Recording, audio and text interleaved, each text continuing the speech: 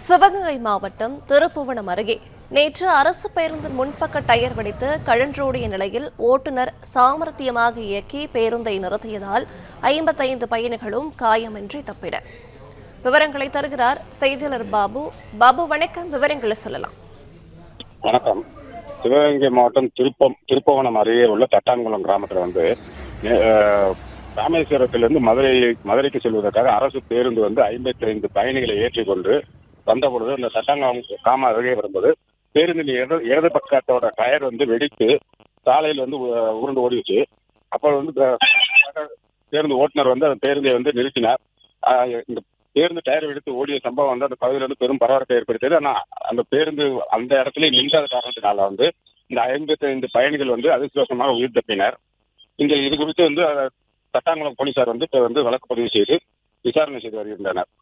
Play store மற்றும் app ஸ்டோரில் இருந்து பாலிமர் செயலியை QR கோடு மூலம் பதிவிறக்கம் செய்யுங்கள்.